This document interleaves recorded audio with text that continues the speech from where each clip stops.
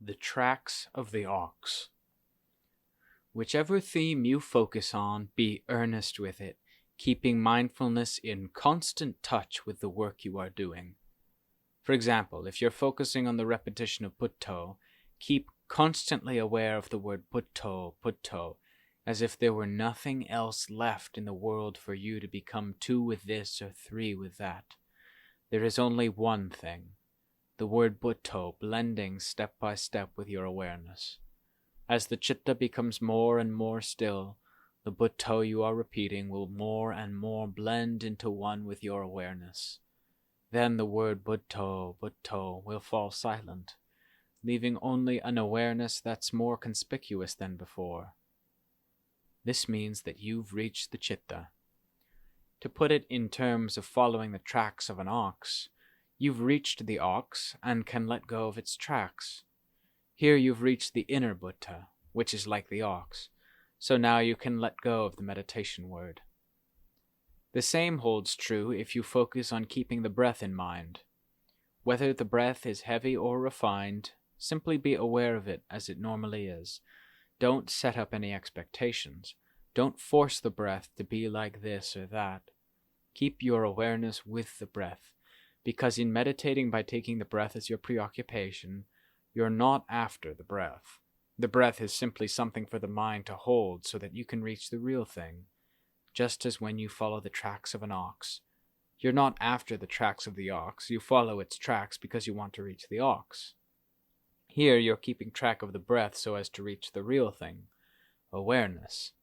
If you were to start out just by holding on to awareness, you wouldn't get any results, just as you wouldn't be sure of finding the ox if you simply went around looking for it. But if you follow its tracks, you're going to find it for sure. Your meditation word has to keep moving in. This is called following the tracks of the ox, step by step until you reach the ox, or that which knows, namely the chitta. The same holds true with focusing on the breath. If it's heavy, know that it's heavy. Don't get worried or upset about it, and don't feel afraid that you'll die because the breath is heavy or because you feel suffocated. When you do heavy work, you feel suffocated. Don't think that you feel suffocated only when focusing on the breath. There are a lot of other things more suffocating than this. If you carry a post or lift something heavy, you feel suffocated to death all over the body, not just in the chest or in the breath. The whole body is ready to burst because of the heaviness and great pain, and yet you can take it. You even know that it's because of the heavy object, and that's the way it has to be. When you focus on keeping the breath in mind when the breath is coarse, it's as if you were lifting something heavy.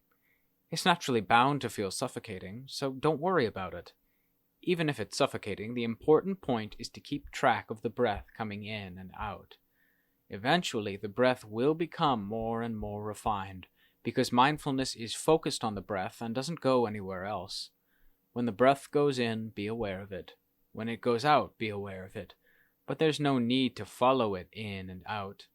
That would simply be creating a greater burden for yourself, and your attention might slip away. So focus right on the entry point where the breath goes in and out. In most cases, the tip of the nose is the place to focus on the breath. Keep watch right there. Keep aware right there. Don't waste your time speculating or planning on how the results will appear, or else your mind will wander away from the principle of the cause that will give rise to those results.